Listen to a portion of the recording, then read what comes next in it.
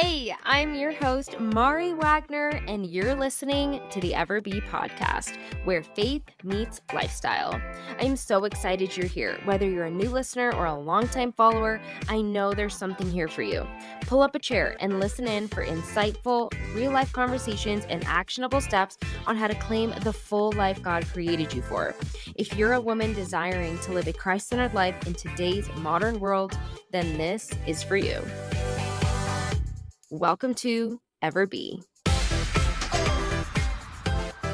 Hey friends, happy Wednesday. Welcome to Ever Be. Today we have a special friend, my dear friend Melissa. She is actually a really close friend of mine and was my NFP practitioner when Trey and I were engaged back in the day. So she has so much insight into marriages and families. She's also a licensed marriage and family therapist, and she's just able to give a really beautiful, honest, and just expertise perspective from or for these topics of marriage and family life, fertility. She has so many beautiful things to share. So, Melissa, welcome to Everbee. Can you just give us all a little introduction about yourself? Yes, thank you for having me. I'm so excited to be here. And yeah, I love thinking about our friendship over the years since 2018, I think, and just all the different seasons that we've walked through together. But yes, hi, Everbee community. I'm Melissa. My husband and I have been married for 6 years. We have two kids. Our son, Orly, is 3, and our daughter, Winslet, is a year and a half. Before having the kids, we walked through our own season of infertility, and thank God, with the support of Creighton and NAPRO Technology, we were able to work through that and find healing and have our children. And so I've been always super passionate about fertility care. So I am a fertility care practitioner with Creighton, which I love so much and could talk endlessly about. But before that, my primary education, training, and professional focus is that I'm a licensed marriage and family therapist. So actually, I work primarily with individuals. It's a very common misunderstanding with my license title, but I work with couples as well. But mostly I'm working with individuals and couples from a Catholic worldview, Catholic lens of the human person and what it means to be human and find healing and wholeness. And also looking within the context of the family system, which is mostly what it means to be a marriage and family therapist. I'm looking at an individual or a couple from the systemic point of view of the family that they're part of, what they learned in their family of origin growing up, what their experience is now, and how we can just, live out the calling that God has for us each individually and in our marriages.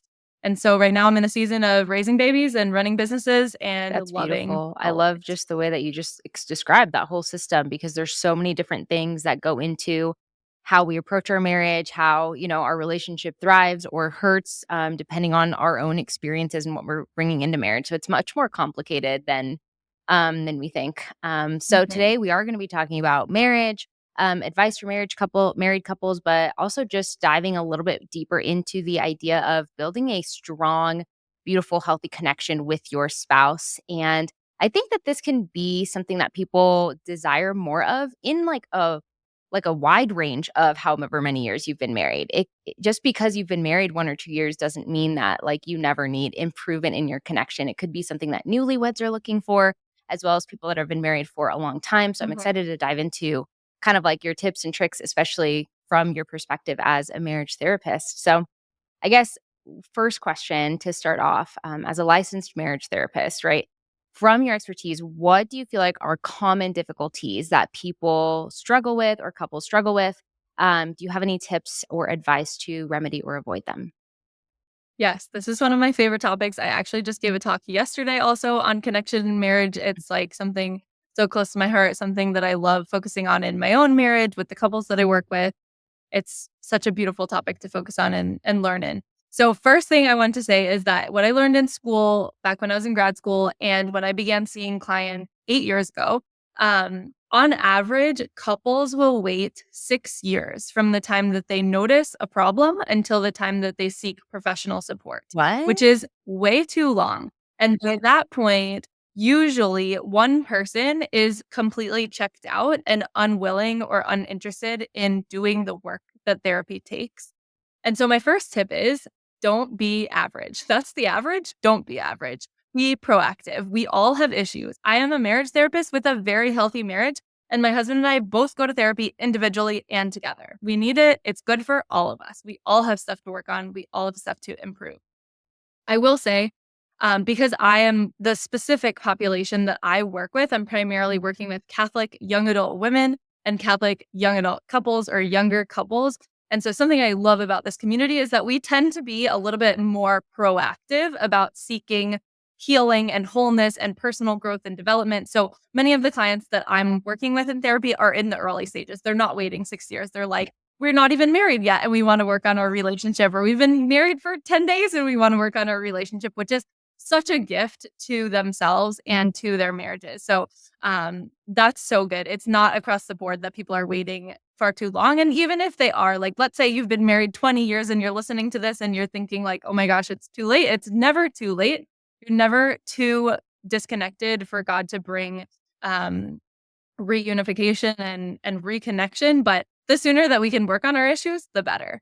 So specifically, I would say some of the more common problems that people are coming into therapy with are regarding communication and conflict resolution. Those are like the top two things that people are telling me every single day. Communication, as far as that goes, there are a few really simple communication skills that I teach almost all of my clients because they're so simple and so basic, but unless we learned them, unless our family of origin taught us really healthy communication, then we're just modeling and repeating whatever we learned. And so sometimes that's not the most healthy forms of communication.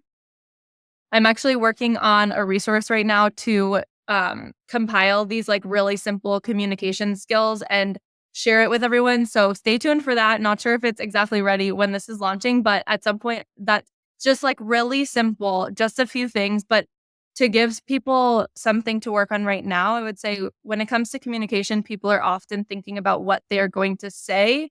And if we were to shift into actively listening and really understanding our spouse, that's going to change the entire dynamic of the communication. If we learn how to truly listen, listen actively, listen to understand, ask good questions, seek to know why they think, why they feel what they feel, it's going to solve so many of our communication issues.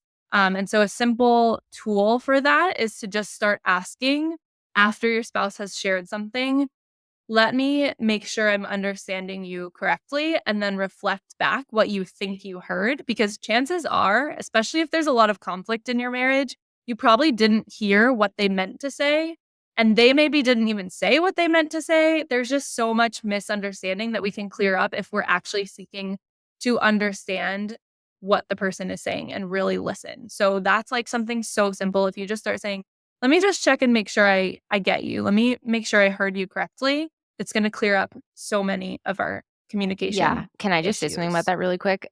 Personal experience using that tip has been so amazing. I think I'd heard it from you. And then we also went to like a marriage retreat held by the JP2 Healing Institute in October. And they gave that tip too. Well, And even just, they were like, pick whatever argument or thing that you like can't both agree on in the last like 6 months to a year in your marriage and use it for this. And we like at the retreat used it. And it was like, we just got to a whole new level of understanding. It's not like it was resolved right then and there, but we got to a whole new level of understanding just in the first time of using that, especially when you both I think it's so important when you're in conflict resolution, like in conflict resolution mode, when you're like in the middle of it, to kind of just be like open and candid and like, okay, let's try doing this. Like you can just say, like, let's try this strategy because I want to be able to understand you and just like outline it right there in the conversation. And so even just both of us sitting down, knowing like we're gonna try this and we're gonna try once again to like face this issue and see where we land, it was like this, like, armor was able to, like, come down a little bit because you both know that you're coming from a place of, like, seeking to understand each other, and you both might know, like, I might not get through to him or he might not fully understand what I'm saying, but I know he's at least in a place where he's, like, trying to and, like, actively listening, and he's going to repeat back, and I have a space to actually clarify instead of everybody trying to talk over each other, trying to, like, be like, "That's not what I said, that's not what I said."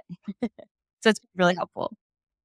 yeah, there's so many things that I could say. We could talk about this all night. One thing I'll say is if people haven't used this before, practice it in a moment Mm. that's not tense first because it's really hard to practice a skill for the first time when you're angry.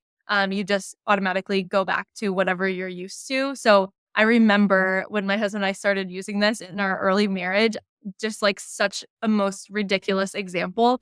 I asked him to grab me the peanut butter and he was like, let me make sure I hear you correctly. You want me to grab you the peanut butter. And like, because we intentionally went through like, okay, this is a skill that we want to get really good at. And in order to get really good at it, we need to practice it in neutral, calm, like happy moments.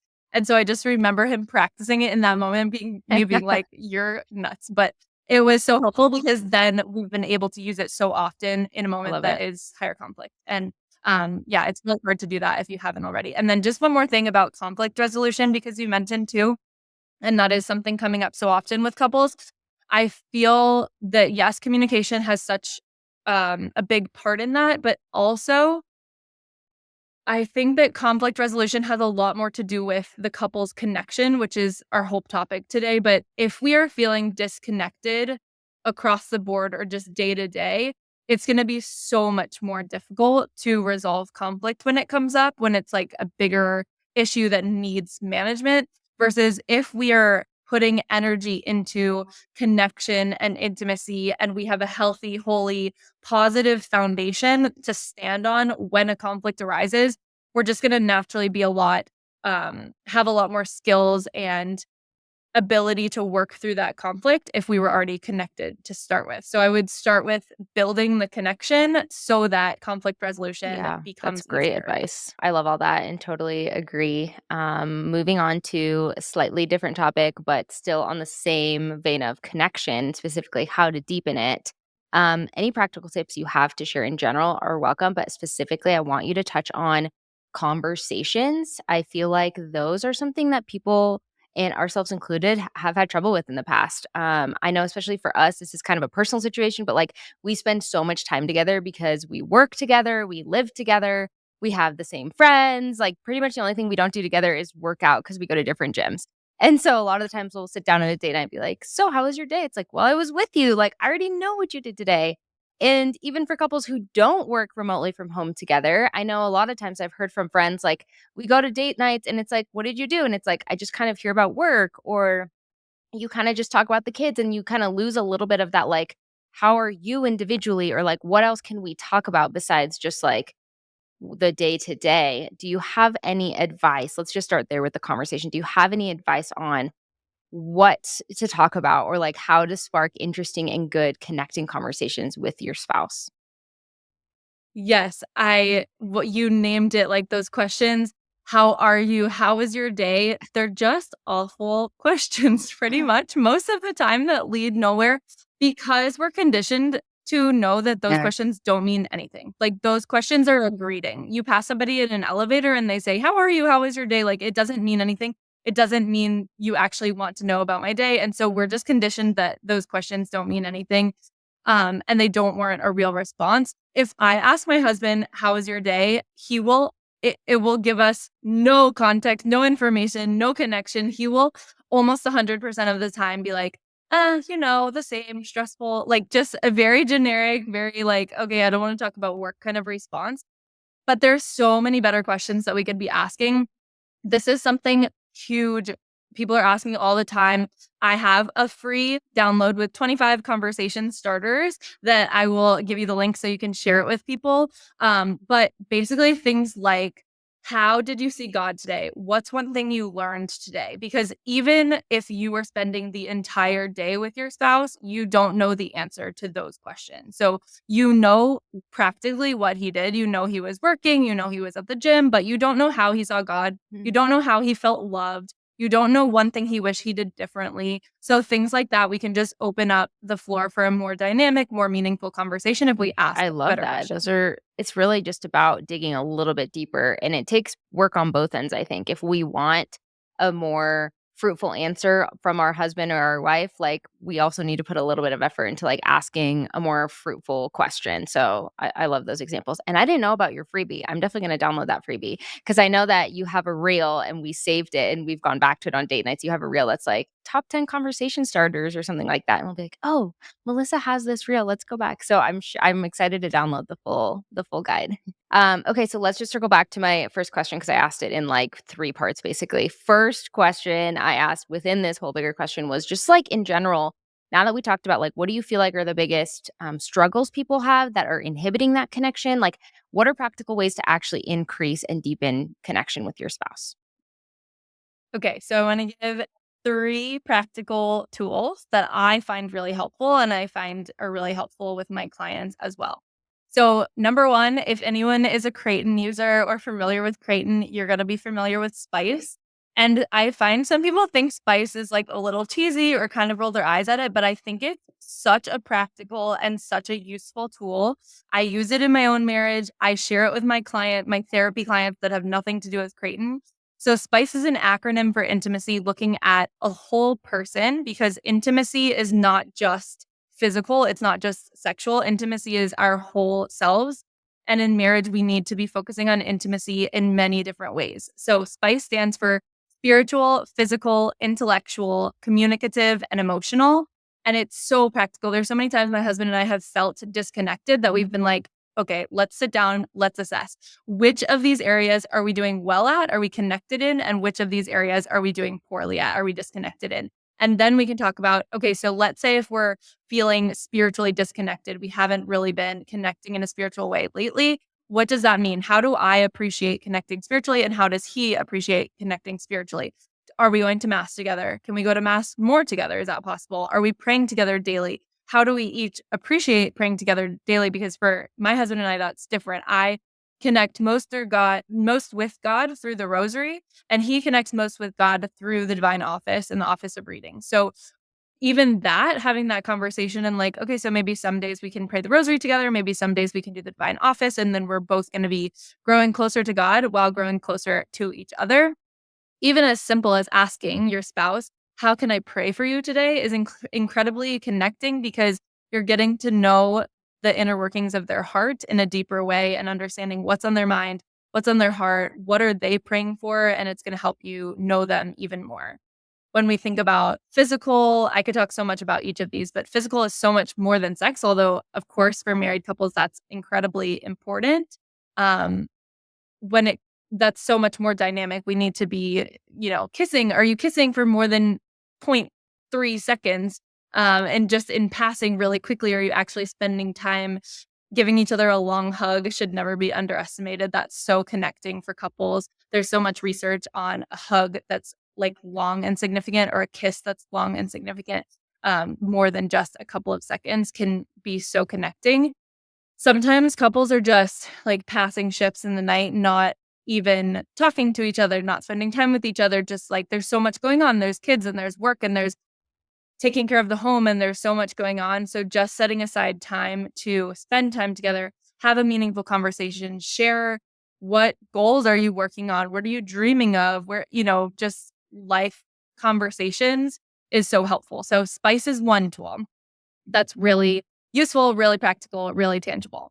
The second one, I don't think there's anyone at this point in the world that's not familiar yet with the love languages, but it's again one of those like really practical tools that can sometimes be disregarded as like too simple, but it's really the simple things that make the most difference on a daily basis. And if you haven't taken the love languages quiz in a while, they definitely change over time. So I would revisit it if it's been a few years. Quality time, acts of service, words of affirmation, physical touch, receiving gifts. At this point in our marriage, I am for sure physical touch, and AJ, my husband, is for sure acts of service. And we're complete opposite most of the time when we were dating. It was different. He was words of affirmation.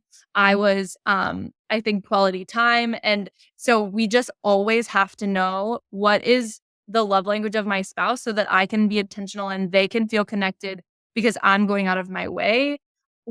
If AJ will just his hand on my leg, just holding hands, just a long hug or kiss, like I said, him playing with my hair while he's watching a football game. Like the simplest thing makes me feel so connected to him, and it I feel like makes my such a head big is just difference. bobbing, "Yes, yes, yes, yes," to everything you're saying because 'cause I'm like, "Yes, these are so freaking good."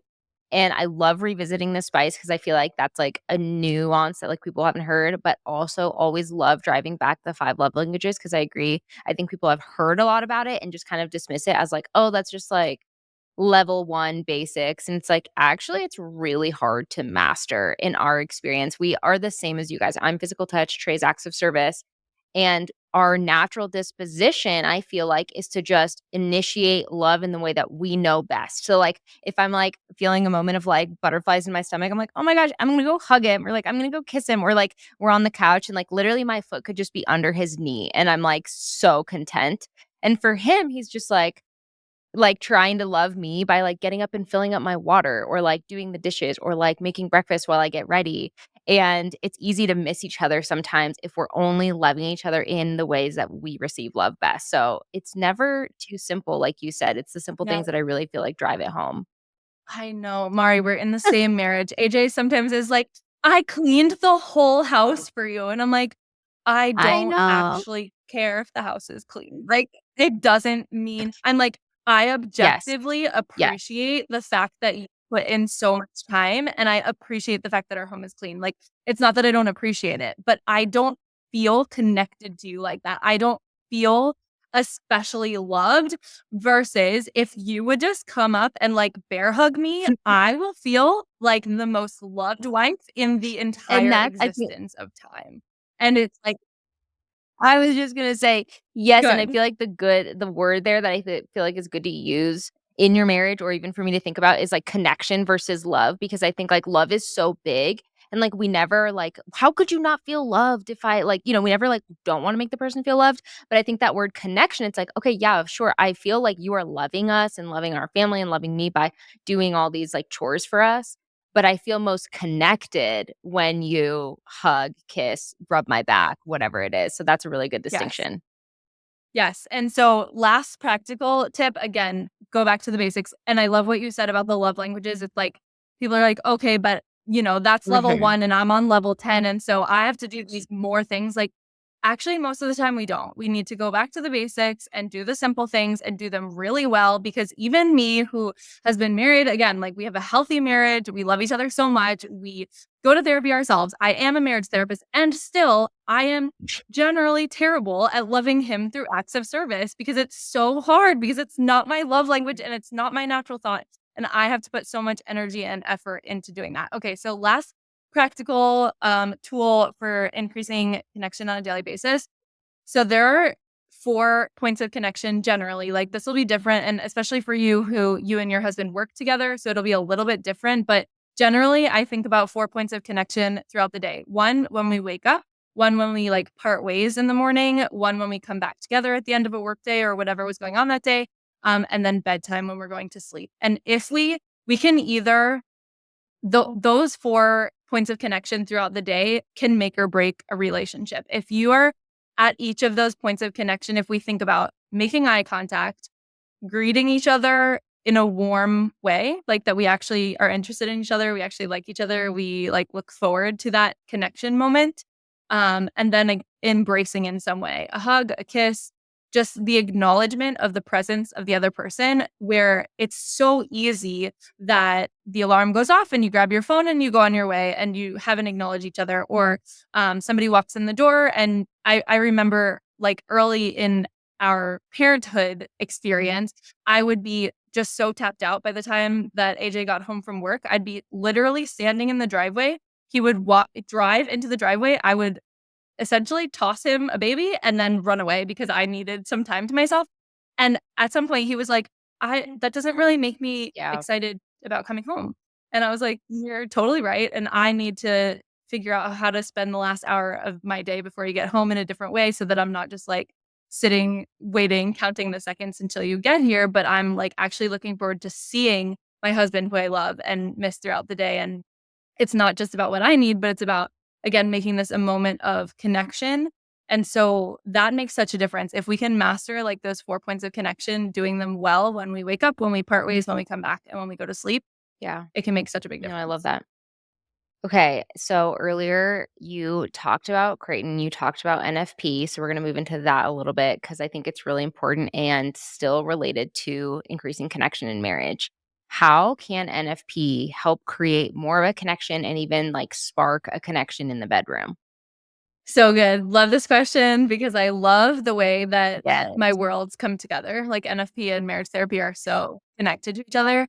The statistics for NFP supporting marriage is incredible. Like it's so compelling. Can you just explain what is NFP in case there are people who maybe have never heard about it or it's their first time? Probably would be good to just talk about like just quickly what is NFP? Okay, yes. So natural family planning, we'll use the term NFP. This is what the church gives us, such a gift as a way of planning our families in a way that's moral, responsible. So we can chart our cycles. This is what I teach with Creighton. We can chart our cycles, understand our fertility, and then either avoid pregnancy or achieve pregnancy, or just monitor the health of a reproductive system in a effective way. So when I was in grad school, I was in a very liberal, very non-Catholic, very non-NFP friendly university, studying to be a therapist. And I did a whole project to present and like make my case for NFP to our couples counseling class because people didn't know about it. And I wanted therapists to be equipped with the information of something that's incredibly supportive for married couples. So first, for couples, married couples who use NFP, use family planning, natural family planning in their marriage, the divorce rate is 58% lower than Wow. couples who don't. Okay. Of course, this is not causal. So it's not like use NFP and then, you have no chance of divorce. That's not what I'm saying, but it is significant. It's compelling. It's a very significant statistic and number to pay attention to. There's something about couples who are practicing natural family planning that make their marriages so much stronger and so much more long lasting, lifetime lasting. Couples who use NFP in their marriages also report better communication, increased intimacy, and many other things. So the research shows that using NFP is supportive to our marriages.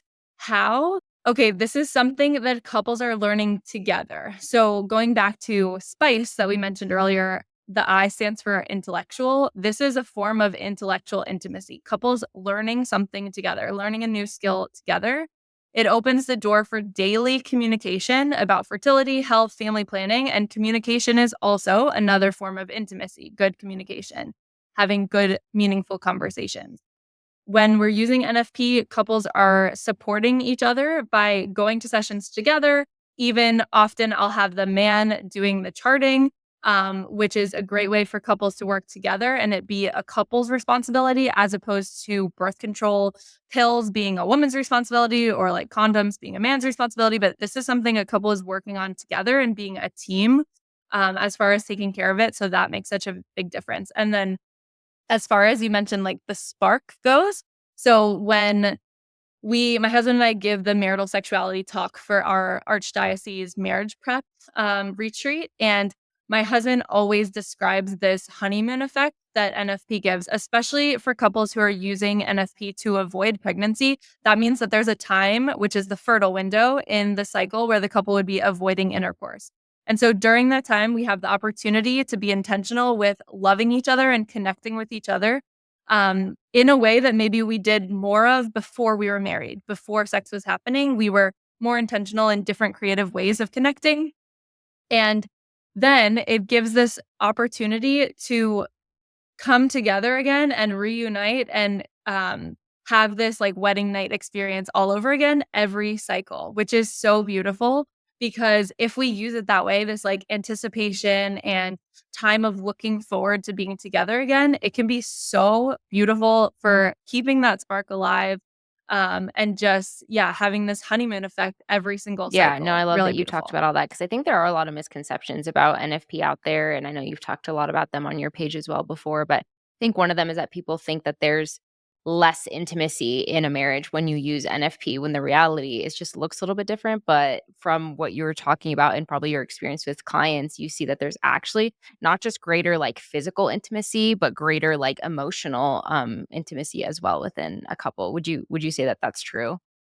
Yes. So research says that couples who are practicing NFP have just as much sex. So the like frequency wise, the amount of sex that's happening is pretty much the same across the board. But like we said, the quality of the connection, the level of intimacy, the greater communication, connection, intimacy, all those things are significantly increased, significantly better among Awesome. NFP Cool. users. Okay, so now let's talk about couples that have children. So we don't have any children yet, so I can't really speak from experience, but I have a lot of mom friends, and something I hear often is, I love my spouse, and when kids came into the picture, things changed a little bit. Like there's more strain on the marriage, or harder times to find time to connect, or date nights just don't really happen anymore. So how can you speak to these moms out there? I think young moms, especially with little kids, where it's maybe like harder to escape for a little bit with your husband and find those like maybe more intentional date nights.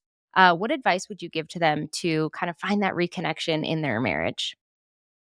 Yes, I want to first say if you're feeling that way, you are absolutely not alone. We experienced that so much after our son was born 3 years ago. The hardest part of that transition for us was feeling disconnected in marriage. And we didn't even really realize it for a little bit. But I think about a month or a month and a half into it, at some point, AJ said to me, like, we're doing a great job working as a team to take care of our baby, but I think we're working so much like side to side, looking at the baby, taking care of him. We haven't actually turned towards each other and looked at each other like basically since he was born.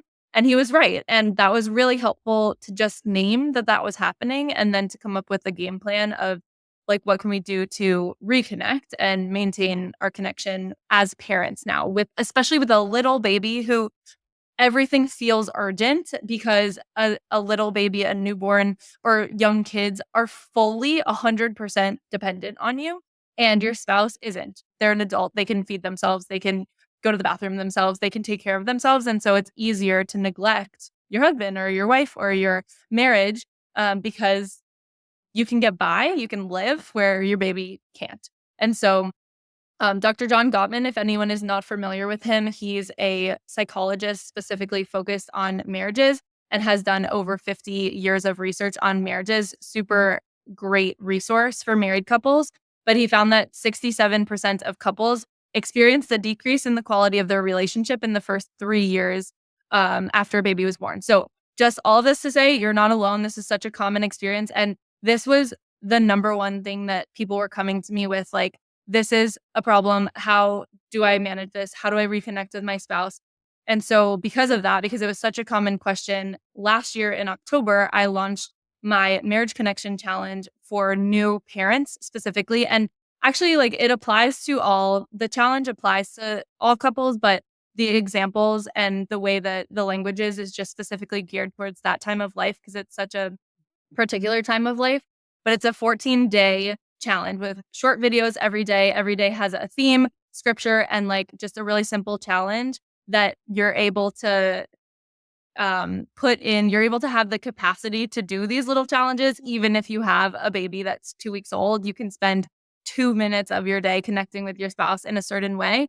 And the feedback from that was so beautiful. I was hearing from couples that after the first day, they felt more connected than they had in years. And for example, like the first day, the challenge, and I'll share here the challenge for the first day is just to make eye contact for 2 minutes. But when we have a newborn, sometimes eye contact is not happening at all. And are we spending quality time together? Are we looking at each other? Are we having these meaningful, again, like going back to the basics? But it's just so easy to get away from the basics when we have a newborn. Um, so yeah, going back to the Marriage Connection Challenge, I have a code for your community, 15% off. They can use the code EverBe to join that if that would be helpful for them. But things like date nights, things like eye contact, things like holding hands, like really going back to the basics. How did you feel connected to your spouse before having a baby? Have you done that since having a baby? That's like what a question I would start with because often the answer Mhm. is no. I love that. Okay, can you speak to the importance of date nights? This isn't a new concept, right? Everybody has heard of date nights. It's not a foreign thing. We've all been on a date night. But I know that sometimes, even with or without kids, the more you get into your marriage, it's almost like they kind of start to slip away. And I think that, like, when we are in the dating stages, that's like your main points of connection with your spouse, like when you're doing all these like wonderful things to woo each other and sweep each other off your feet. And then you get married, and then your points of connection are so much more frequent but less special, in a way. Like, we're brushing our teeth together, or we're making dinner, or we're eating, or we're just driving to the next place, or whatever. It's just more frequent points of contact, but less butterflies are happening. And so, can you talk a little bit about date nights? Why are they important? Maybe some tips on how people can make it a priority if it's something they struggle with right now. Yeah, being together all the time doesn't necessarily mean that we're having quality time together if we're just existing together, which is beautiful. Like there's something so beautiful about just living all of the day-to-day mundane moments, like you said, brushing your teeth together and doing all of that and like being best friends with your spouse and going through day-to-day together. But we need quality time. We can't maintain connection just by existing in each other's presence. We need real quality time, and date nights not only offer the opportunity for that quality time, but also encourage us to put in a little bit of extra time, energy, effort into preparing ourselves for our spouse and presenting ourselves well to our spouse. So yes, we love each other at baseline. We love each other as we look when we wake up in the morning, all grungy and everything, but it communicates such an act of love and communicates love and that the other is important to us, that we care about how they see us, that they're an important person in our life when we put in a little bit of extra time and energy into preparing ourselves for them, which often happens with date nights, whether it's a date night out or a date night in. But it's easy to stop doing that when you've been married for some time or just busy or distracted. And the other thing with date nights is, especially like think about a date night in, anything can be special. We just have to make it special. It just means we're turning towards each other and we're intentionally spending time focused on our marriage. I remember something I heard at a marriage retreat when we were first married, and it really impacted me a lot. This woman who was a more seasoned wife, had been married for many years. She said early in her marriage, she just got really comfortable and, into the rhythm of daily life. And she was a stay at home mom and a stay at home wife. And she was taking care of the home, and she just got really comfortable. Like she would go to the gym and she would stay in her workout clothes, and like maybe she wouldn't get around to showering that day. And at some point, her husband made a comment about that. Like, you never get dressed anymore. You never, and she kind of got offended by that first, like, you Right. should just love me as I am kind of thing. But then she also said, well, I'm not seeing anyone. I'm not going anywhere. And then she realized that she was communicating the message and even thinking to herself, my husband is no one. He doesn't matter. He's not worth getting dressed for. Only others are worth getting dressed for and taking care of myself for and showering for.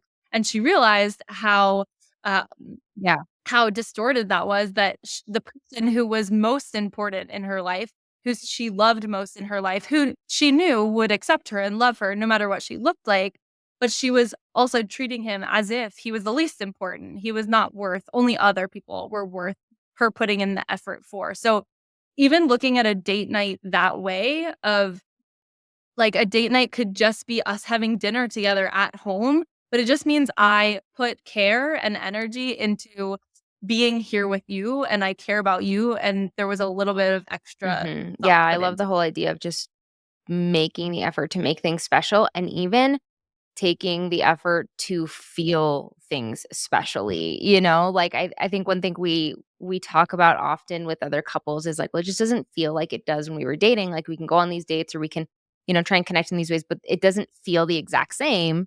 And it's like, well, yeah, you're in a different place of life. It's not going to feel the exact same, but we can also make that intentional decision to do something a little bit out of the ordinary to make it special, like we would when we were dating, or to even receive it in a special way of just like, hey, he put his stuff down and like kissed me. Like, oh my gosh, I'm going to choose to be like excited about it instead of like, oh yeah, it's my husband. I get a kiss from him every day.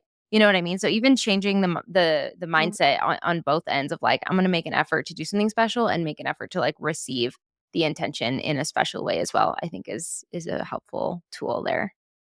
Yes, we have so much more control over our feelings than we give ourselves credit for, than we think that we do, and I think it's pretty trendy, like, in social media and things, to romanticize our life, but really, like, do it. Yeah. Romanticize your marriage, romanticize everything your spouse does, because the only thing that will do, it will not stop you. You're still going to see what the problems are that you need to address. You're not going to ignore those. Don't do that. But what I'm saying is look for the littlest thing that you can enjoy and romanticize and make beautiful, because those are beautiful things. Every little thing matters.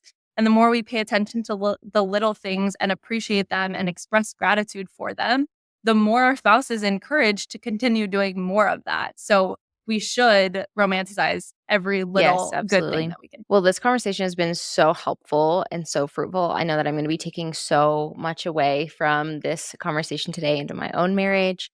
Before we just wrap up and talk a little bit more about where people can find you, do you just have any like last encouraging words or advice for people that are listening in? Yeah, one quote that always sticks in my mind is Saint John Chrysostom. He said, "When a husband and wife are united in marriage, they no longer seem like something earthly, but rather like the image of God Himself." And that is what we're called to. It's so beautiful. And also, we are all so fully human, and we all have experienced brokenness. We all come from families who are not perfect. And so, that's gonna impact the way that we show up in marriage. Marriage can sometimes be very difficult, and, one thing that I think is a really helpful lens, and maybe I'll just leave everyone with this, is when we go through challenges and difficulties and conflict in a sacramental marriage, all of that can be used for our good and is meant for our good. So when challenges come up, we're meant to grow through that and find greater levels of healing through that experience and become more connected to our spouse and to God through that experience. And so it just brings, I find that brings, like, even for me, a lot of hope um into my experiences when I'm struggling on my husband and I's worst days together in marriage. It just helps me have hope that of knowing that God is in this with me. He hasn't abandoned me, and He's going to find a way to bring goodness out of this, because He brings goodness out of everything. So I think that can help us when we're just in the thick of That difficulties in was marriage. so much truth and so much wisdom packed into that little quote and that little explanation. So I'm glad I asked that question and that we just get to end on that note. Melissa, where can people find more of you and just find all your services? Yes. So definitely you can find me on Instagram, Melissa Grace Tablata. That's where I'm most active. Services that I offer. So I offer marriage and family therapy services specifically for those who are in Florida. Unfortunately, therapist licenses are limited by state. But I do also offer relationship coaching services for clients who are around the country and around the world. So if anyone's interested in those services, emailing me is the best way to get in contact, melissagracetablata@gmail.com. And then lastly, the resources I mentioned, the Marriage Connection Challenge for new parents, which I'll share the link with you for. And the code EverBe will give them a discount. Questions for better conversations. That's the free download. And then coming soon, basics on communication skills, because I know that's something Yes, that we that's going to be all so need. helpful. All your resources are so helpful. So definitely, if you're listening in, go check Melissa out. Melissa, thanks so much for being with us today. It's been a joy to have you on the podcast for your very first debut. Hey, See you thank you for next having Wednesday. me. Thank you so much for listening in. If you've enjoyed this episode, please share it with your friends and on social media, and give me a 5-star rating on whatever podcast platform you're listening on. That helps me and the show out so much. Also, make sure to follow the podcast on Instagram at Everbee Podcast. And if you want more content like this and you don't already follow me, you can also follow me on Instagram at mari.c.wagner. And may His praise ever be on our lips. God bless.